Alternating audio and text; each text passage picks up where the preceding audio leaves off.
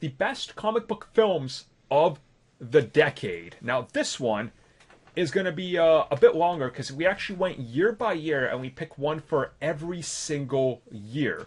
So, how we're going to do this is we're going to start at the first year. So we're going to start at 2010, and we're each going to, name which one we picked and why, and maybe have a little bit of a discussion. There might be some crossover there. I assume there will with a few of them. So, I guess I'll start this one. So, for 2010, I picked Kick-Ass. I honestly loved that film. I thought it was different.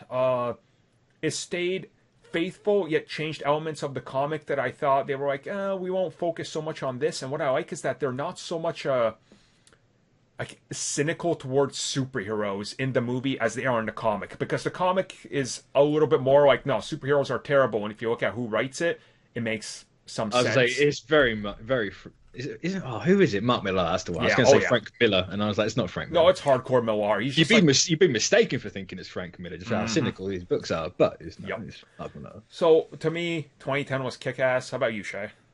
I would have to agree with Kick-Ass, but right underneath was The Losers. The Losers to me was just something that when I saw that it was based on a comic book, I was like, wait, what? And I just loved the chemistry of all the actors in it. And what a cast. Oh my God. Yeah, we had Chris Evans and stuff like that in it. But it does go to Kick-Ass. I absolutely love that film. It's a film I could watch over and over and over and over again.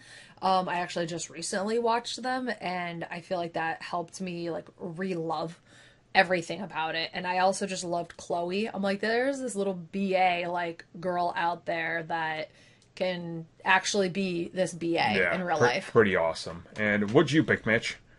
I picked the correct answer, and that's Scott Pilgrim versus the World. So I did love that movie. Same. It's so good. Like, it's literally the perfect example of compressing like an entire run into a movie. Like, you could use this movie as an example for anime movies. They always try and condense the entire show into an hour and a half. Like, you do it like Scott Pilgrim did it. You cut out all the fat, you put all in there. It's peak Edgar Wright. Oh, it is. For one. Like, Edgar Wright's a fantastic director. The cast is great in that movie. It's literally virtually one for one the book, or the books, because there's multiple of them.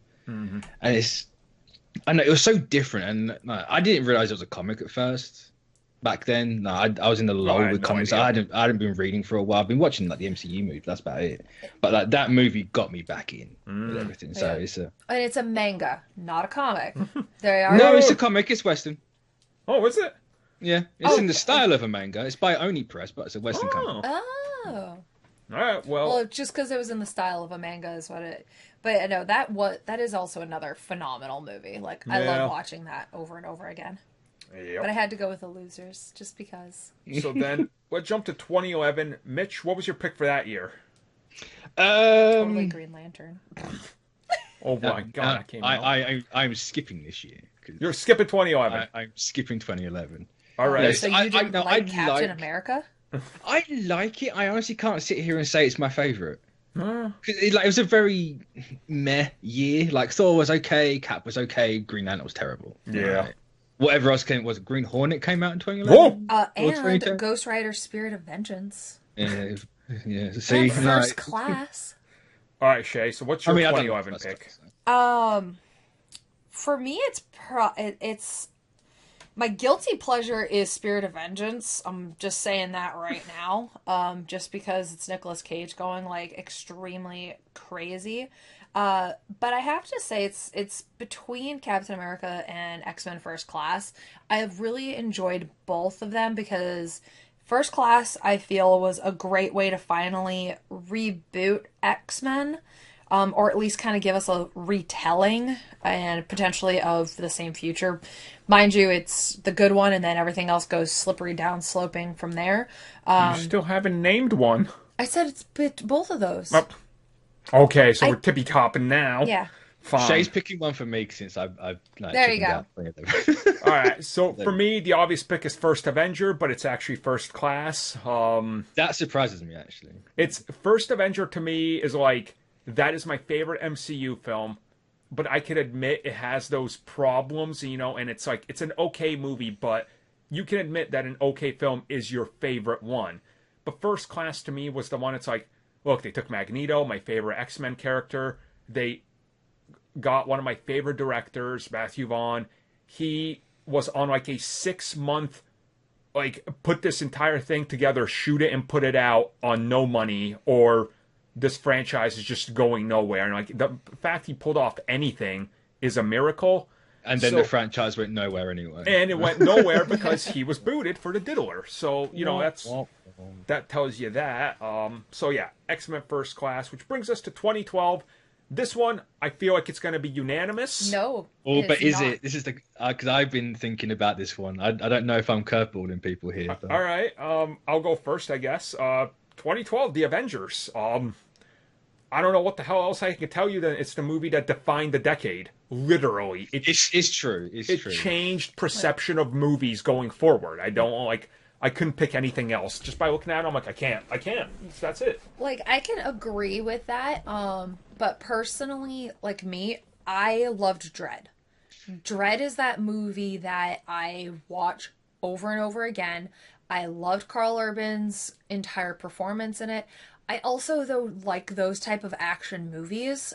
It was dark and gritty, and I felt like, I'm like, oh, look, it's basically our world, but not our world. I love the Avengers to death, but for me, when I have to sit there and I look at all the movies that came out that year, I watch Dread more than I do the Avengers. And I like it that little bit more.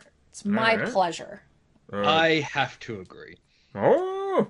No, I sat there for ages. This is the hardest year for me. Like, just flip-flopping between Dread and Avengers. But I think, like, what Avengers did for the mainstream comics, Dread did for indie comics. Oh yeah. And, you know, like, also like just comics in general, like the comic movies. You know, we don't see his face for the entire film. Yep. You have that issue in Avengers. It's not really an issue, but you know, you see the actors' faces. But it's like the Mandalorian now. Like, you don't have to rely on the actor. Well, you have to rely on the actor, but like you haven't got the face and name recognition. You just have the character of it. No. Yeah. For me, it was the pure Hollywood changing aspect that picked it. And, like, it's the fact that at the time, Shay and I both worked at Best Buy. And Best Buy, the managers were like, no, what we're doing is we're buying tickets to everybody working, and we're bringing everybody because this movie's changing the world. They literally brought, like, 60 people that all work there.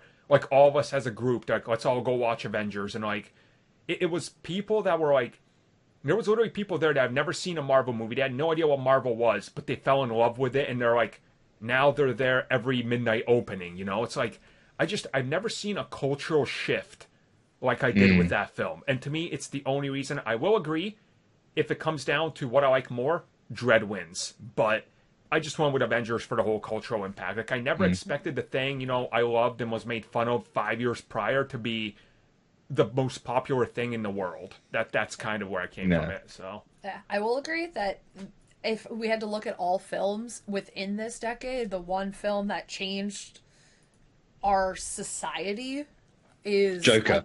is the Avengers. Well, I guess with that, let's go to 2013. Mitch, what was your pick? Controversial one, Iron Man 3. Hey-o, that's where I'm at. It's a masterpiece of a movie. Yep, same. How people didn't like that, I will never understand. Like, that movie is literally an onion. It's got layer upon layer to it. It does. I don't know what more. There's not much else to say. Like, it's literally like one of the best movies they've made. The Mandarin. Well, if you read what the Mandarin is, and if you look at him in this, I mean, yeah. I was gonna say, like, they use about 5 different versions of the Mandarin in this. So no. They did the same thing like they did with Whiplash. They melded the best parts of him different. Yeah, Shay, what was your pick? I loved Iron Man 3, but I also loved Kick-Ass 2. But when I put both of them, recently rewatching them, I have to go with Iron Man 3 more. I liked Kick-Ass 2, but rewatching it recently, I'm like, it's good, but it just couldn't pick that same charm as the first one did. Yep. So definitely gonna go with Thor: The Dark World. No, I'm just kidding. Yeah, Iron Man 3.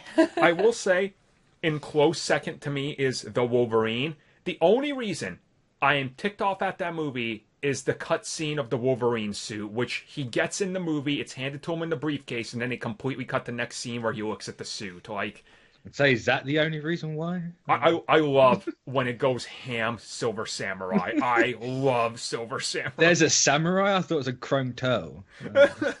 Well, I love it. It was so good. Which then, okay, so we're unanimous on Iron Man. 2014. So this is the one where this one took me probably the most. The moment I got clarification. It's, Yeah, I found this one quite easy. so, But I'm heavily biased with this one. okay, so when Mitch says that, it's quite clearly Guardians, right? Yeah, it's Guardians. Yeah. I waited for that movie for years. No, I was one of the 3 people that knew that about that franchise. That I'd actually read that franchise. No. I loved it. To me, it's the obvious one. In my opinion, the best actual film in the MCU. We're going with Winter Soldier. I just don't know. Like, I had many doubts, like many people. The Russo brothers, the comedy guys. Wait, modern day Cap, the Winter Soldier's coming back. How's the action gonna look? How do you make that spangly suit work? Like, how's this tied to the modern? They pulled all of it off. Like, I couldn't. Yeah. And say what people owe that movie is like just the MCU as a whole. Yep. Like, you'll never be able to repay that. Like, that changed everything. But... And like, I could go back and say Guardians is tied. If I really wanted to like pick one tie for this decade, it'd be Guardians, because it's like, look, that movie changed perception of what you can make a success out of anything. And Kevin Feige was like, no, we got James Gunn, this dude you've never heard of that makes obscure horror stuff, and this property that 3.5 people have heard of, but it's gonna be a franchise that topples Superman in box office. Who would have thought that? Yeah, but there it is. And by the way, we have Bradley Cooper as a talking raccoon. Yep. And Vin Diesel was a tree. Yep, and we sat there and got a wrestler to actually learn how to act. Yeah, and he's good at it. Like, it's Guardians and Cap. If you pick one of those, I 100% could agree with you. Now, Shay has the weird pick here. I do. It's because I love this movie so much. Kingsman: The Secret Service. Mind you, I do love. Was that really 2014? It was. Wow, I thought it was way later than that, Same. or sooner than what we are. No, that's nuts. I absolutely loved Guardians. Personally, like, if I have to go with the MCU version of movies, it would probably go more Guardians, just because I loved how fun and everything, and I loved Groot so much. But when it comes to movies that I can just watch over and over and over and over again, it goes to Kingsman. Like, I loved everything that movie did. I loved the action. Matthew Vaughn freaking kills in that, directing wise, and I started following for freaking Eggsy because I absolutely love that. Taron Egerton is an amazing actor. He is just a phenomenal actor, and it's continued. His success in this has continued his upwards. Yes, I do like Robin Hood, so you shush I like about Robin upwards. Hood. I like Robin Hood. But yeah, that is actually my movie. Now, just a quick shout out to Days of Future Past and TASM 2 for absolutely killing my love for 2 franchises. What about the Rogue cut? Because that also came out that year. That was the Days of Future Past. Oh. See, you confuse them because you don't care. No, I don't. Exactly. Let's jump on to 2015. Hey, 2015. It's a unanimous. Come on, you know what you loved that year. It is the one movie that gives you the most amount of PTSD ever. Oh God, yeah. Who can forget Fan 4 Stick? But no. I honestly thought you were going to say BVS, and I didn't even think of Fan 4 Stick. Well, no, dude. 2015 to me, Age of Ultron. What else can I say? I love that movie. That's my. You do. It's my favorite MCU villain. It's one of the most underrated. It is. I have to go with Ant-Man. The fact that you sat there and Marvel was able to make a guy whose name is Ant-Man so successful and popular, as well as just how amazing Paul Rudd is, as the role, and just the chemistry between everybody in that film. I love Ant-Man, and I love Louise. He's like my favorite, and then he became Dora's father. Well, I mean, if you remember, Ant-Man was the flavor of the week, as a famous director once said that was going to go nowhere. Oh. And, well, the movie in 2016 that he put out went nowhere. Well, I know what lesson in counting your chickens before they hatch. Yeah. Yep. No, I could go between Ant-Man and Age of Ultron. I love Ant-Man, but Ultron, I know to me and Mitch, we've discussed this on the audio commentary and stuff. Like, I can't. Every time I watch that movie, I love it more. It's just same. Oh, it's so good. But great, I had to give it to Ant-Man. Oh, I had to agree. I love it. I would die on that Age of Ultron hill, but Ant-Man had so much going against it. Like, A, it's Ant-Man. Everything. yeah. B, it had a great leave, which that was huge at that time. It was the first real thing like that for Marvel Studios. It's been in development for what? A decade, if not more, at that point. God, yeah. It's the movie that stopped Janet Van Dyne being in the Avengers, and I still can't forgive him for that. But yeah, the fact that it turned out good, as good as it did, it's just a fantastic movie. Agreed. So with that, let's go to 2016. Now, 2016 was a monumental year. Like, you had so much. We had Civil War, BVS, Deadpool, Doctor Strange, Suicide Squad, and X-Men Apocalypse, among other things. And I guess I'll go first on this one. This one was probably the toughest year I've ever had to pick of any, because I love Doctor Strange. Civil War brought in Black Panther and Spider-Man, which was huge. But to me, some people might not suspect it, but it's Deadpool. Now that is surprising. That when I genuinely shocked me. I almost fell off my chair. I know a bunch of listeners too are going to be confused. Now, hear me out. Deadpool, the story behind how this movie happened within itself is amazing. Like, the whole it's never going to work, even though you shot the test footage, we don't care. And then it got out there through a leak, which seemed like a marketing tactic, PR type of thing, which was smart. Yeah, that was Reynolds. That was 100%. And then, like, the feedback, and then getting to that stage, and then getting a director who worked on, like, video game cutscenes for, like, the Arkham game to come in and, like, direct this film. Blur Studios, Tim Miller, and having him fully unhinged with Ryan Reynolds and Fox being like, you know what, you have $65 million, we're cutting $15 million the day before you shoot. Find a way to fix this.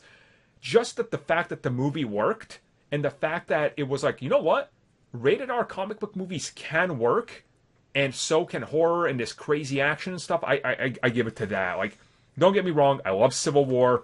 It brought us Spider-Man, Black Panther, but when I thought about it, Deadpool just completely blew me away in the most unexpected way. So that's my 2016. Shay, what do you got? It's a toss-up between Doctor Strange and Deadpool. Deadpool just literally, I didn't think that they would be able to do what they did. They just literally made a character that everybody, like, there's a huge cult following behind, and they were able to quadruple the amount of people who love that character now. And the fact that they were able to do exactly what you said, they made a rated R Marvel movie, basically. And we finally got redemption for poor Ryan Reynolds being Deadpool, and the correct Deadpool, especially after having him like horrible-ified. But also Doctor Strange, just because the visual of that, like, he's a character personally, I'm like, God, you have such a stick up your butt. But just, I went into that movie, was like, I don't think Cumberbatch can do this. Like, I don't see Cumberbatch. You were pretty much everybody with Pattinson was you with him as Doctor Strange. I really was, and the fact of how amazing that was, like, that movie changed my mind on Marvel castings for life. I can't doubt where Marvel is going now and who they choose and why. And that's why it goes a little bit more to Doctor Strange than it does Deadpool. Mitch, what do you got? I'm going Civil War. Yep. That movie made Iron Man right and made Cap the villain, so yeah, I had to give it to Get the hell out of here with that. I mean, it's true.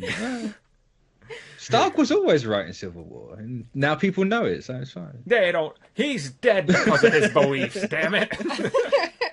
And who's Yeah, still because alive? because of Cap's beliefs. That's what it is. Oh. Well, you know what else died that year? The DCEU Oh, God. it with did. BVS. I mean, in defense, that wasn't the year that killed it. This is the year that injured it. Yeah, that's true. It was like wounded staggering through the woods. It's like the Monty Python sketch. It's like, you got no lower half, but you still got. Oh, that's a tough one. Which brings us to 2017. Speaking of no lower halves, where the second part of that came out, which was Justice League: The Death Blow. But that movie had that year had quite a few big movies. Sequel to Kingsman came out. Wonder Woman, which put the DCEU on a huge path correction. Yeah. Spider-Man: Homecoming, the first solo outing. Logan, Valerian, which I did like, but like it's not worthy of the same mention. No. I guess we'll go with Mitch first. What did you pick for 2017? I went with the obvious one. It's Homecoming. Okay. Is why would it not be that movie? Like, it's the one thing people have wanted for years. Yeah. Or since like Spider-Man 3 came out, so it had to be that movie. It's just too good. It's not the perfect one of the perfect Spider-Man movies, because there are two. There are two, yeah. That is true. Is the other one Spider-Man 2, Mitch? I was gonna say, Silence is exactly what I want. Technically, yes. Technically, yes, but it has a subtitle. It does, yeah. Okay, Shay, what did you pick? This one was hard. Because it's between Homecoming and Logan for me. I almost want to say Logan a little bit more. Mind you, I love absolutely everything Spider-Man. And I loved Homecoming. I love Tom Holland. I love how they were able to bring two rivaling companies together to talk and be able to produce this film. But when it came to Logan, that was a movie that made me cry. And it gave us the perfect ending for a character who has been around longer than the decade.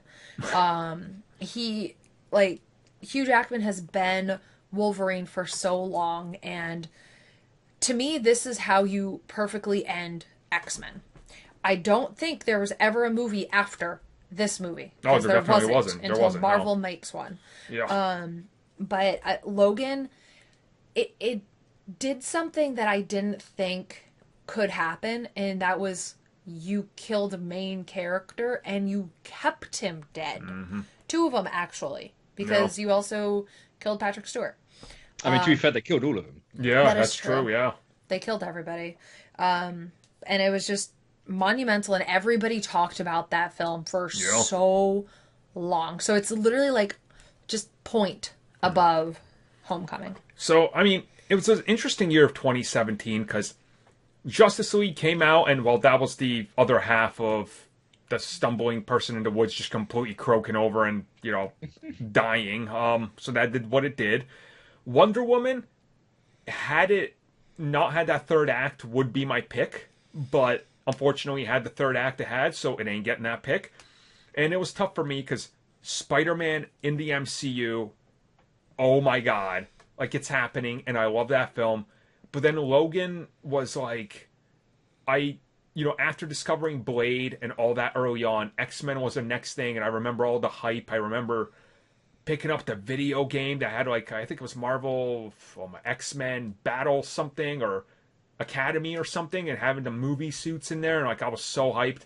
And just remembering all the good times, with X-Men, I had to pick Logan just for the reason that I love what that movie did, and the fact that it seemed like Fox didn't meddle with it at all. Like, it seemed like a complete film that didn't cater to anything else anybody was doing with the X-Men movies. I'm like, you know what? You deserve something for that. So, but literally, like, Homecoming is right next to it. But, it is what it is. That's kind of how I just ended up picking it. So, yeah, I had to go with that one for my own personal one, just because. But, yeah. Yeah, so 2017, interesting. Mitch, anything else to close on? No. I mean, it's a tough one, but it's yeah. I just have to give it to. Yeah, I could go with Spider-Man. It might flip any day of the week you ask me, depending on how I'm feeling towards either character. So, I say, like, I had to rule out Logan because I can't rewatch that movie. Oh, I love it to death. I just can't rewatch it. yeah, yeah. It's heartbreaking. Like, but I feel like it's such a perfect send off that's why I'm like, it's just that point, that little bit more for me. So, with that in mind, let's go over to 2018. This was a tough one. I guess I'll go first for this one. It came down to the obvious one, Infinity War or Spider-Verse, and I gave it to Spider-Verse. For one specific reason, that I never thought Sony could pull this off in such a way and make such a grand concept actually work. And I'm only picking Infinity War here because, as I said earlier when we did some other discussions, I see Endgame, part 1 and part 2, they're kind of like the same half, and I like the second half more, which maybe tips my hand off towards next year. But I don't know, Spider-Verse to me was just like, it's a film, the soundtrack was amazing, the CG, the characters, the design, everything just clicked for me. I don't know how to describe it. Like, it's only like it narrows out Infinity War by a small little margin. So that's mine. What'd you pick, Mitch? I would have gone Spider-Verse, but I think the third act's way too clunky. It does be my favorite because like the whole marketing thing for that movie was there's multiple Spider-Men and we bring in the majority of them and then they leave. Yep. And they do nothing. It's just like, fair enough, but it's still a really good movie. Going off of the whole Infinity War and Endgame or one movie, you can kind of see my next two because this one's Infinity War. Yep. It's the beginning of the end of something you've never seen before, really. Yep. That's something that's never been done in this industry or anywhere. So I don't know. It's just kind of hard to put into words for this one. They just nailed it. It was so different and like the impact that had. Yeah. Like, it's been a year and 6 months, a year and a half, and people are still talking about that movie. Oh God, and everything around it. Like, it's crazy. Like, you don't get that for a lot of things. So. No, and I think I know Shay's, but yeah, it's Into the Spider-Verse for me.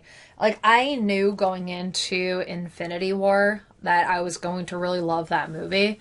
Mind you, I hated the way that it ended because I'm like, like, it literally took my breath away for a year and a half. Just finally got it back. And but Into the Spider-Verse was something that I didn't think it would be as stunning as it was. And I personally I listen to the music almost daily. I can sit there and watch this movie at any time. I'll be like, I need to watch a movie. I'm going to watch Into the Spider-Verse. I actually think I watched it twice within 1 month of each other because I love every aspect of the film. And just the story behind it. The fact that Sony was like, no, we don't care about this Spider-Man movie. We only want to focus on the Emoji Movie, and totally bit themselves when it came to that. And I mean, the Emoji Movie made money. Made more than Spider-Verse, I think. So well, Spider-Verse was a better movie. So. It's true, it was. But yeah, I will have to give a honorable nod though to Venom coming out that year. Oh, really? Only because I did not think that movie would actually be decent. But was it? It was. It was a movie. It was decent. It was literally moving images. That's something. Yeah, it qualifies as a movie. So then with that, let's end it with 2019. I have a feeling we're unanimous here. It's a film that changed society forever. Yeah. Avengers Joker. Endgame. I mean, I think we're all picking Endgame, right? I was gonna say it's all Endgame. Is anybody gonna argue anything else here? Mind you, I loved also Far From Home, and I loved Shazam and Captain Marvel, but when it comes to a movie that has literally people are still talking about today, and it came out earlier in the year and has redefined where we're going as a future, it is Endgame. I mean, if you think about it, the seeds for this movie started with Iron Man 2 that started the decade. And 9 years later, we get it. It's like, what? I don't know I how mean, else. Iron Man 1 started. Even yeah, like there were pieces there that they started laying the foundation in. So, and then you obviously saw the pieces with Thor and Captain America, and then the first Avengers, and then the cosmic side. Like it's literally a tribute to everything that came before with the comic book movies before. Like I don't know how. There was no question in my mind. 2019, I didn't even have to look at any single list. I knew it was this movie. No. Like it's So I started my list with this one. it's the obvious choice. I don't know what else you could say. Which with that in mind, since we're all unanimous on there, I guess that was our picks for every movie for comic books for the decade. So I think we're good with this one. I do want to do something a little bit different here, which I did ask members of the CBC page. What is theirs? So we did get a few responses here. So John, of course, frequent contributor on Twitch and everything. Thank you also for being a member. He said it's Shazam, and to him because it's the turning point of the DCEU. That is true. And relating to the whole foster family aspect, the broad appeal there, and just talking about how it represents a modern family with culture and skin color and all that. And honestly, seeing him post, I'm like, you know what? I could agree with that. Like, if you pick that, Shazam really is a turning point, I think, in DC for what was allowed, and like it had a smaller budget and everything. Delton H, who of course is a member as well, he says maybe Avengers Endgame, and because the MCU helped shape it into what it is today, and helped shape him into who he is today, because he's watched it his whole life pretty much, like most of us did, like the last 10, 11 years. So and pretty much everybody else, from the Marvel Fanatic to Infinity Watch to H Streets, everybody picked either the first Avengers or Endgame, and pretty much for the same reasons we've all discussed here. The interesting one, I know Mitch, obviously he mentioned it for one of his years, but Corey Greens, who's a member, says Guardians of the Galaxy. It made me love the MCU and space operas, and I think Guardians has a good argument to be a movie that also, like Avengers, changed perception, because I remember us talking about Guardians is so good, the new Star Wars has to live up to Guardians, and I will argue that they probably haven't. Like, I don't know. Like, I think because Volume 2 was kind of divisive. Oh, it was, but Guardians 1. Admittedly, it's the same as Star Wars, but Guardians 1 is, it was billed as this generation Star Wars. I think it might be safe to say that it is. Obviously, it hasn't made as much money as the Star Wars, but it's very close between the two. Right, and here's a good one. Geese Studio says, entirety of the MCU throughout this decade really redefined how I view comic books and the superhero genre from a storytelling perspective, and continues to inspire me with how I want to write my own stories. I think this decade has done a fantastic job in providing the merits of the superhero genre and how culturally of an impact it has. And he goes on a little bit, talks about how it's impactful on the whole of entertainment and everything, and how Kevin Feige made the MCU possible. Again, I don't think anybody's going to disagree with any of these picks, and majority of them are the MCU, because I really can't think of anything else. Like, how many franchises tried to mimic the MCU and Avengers and failed right out the gate? Like, all of them. All of them, literally. So that shows you the impact of that franchise. So that's it for our comic book movies of the decade. The one thing everyone can agree on, this decade for movies has been really unique. Oh god, yeah. Oh my god. Whether it's Marvel, DC, or whatever your preference is, it's been a very unique decade for movies. Yep. And that's a really cop-out answer. Oh yeah, but you can't disagree with it. It's true. Exactly.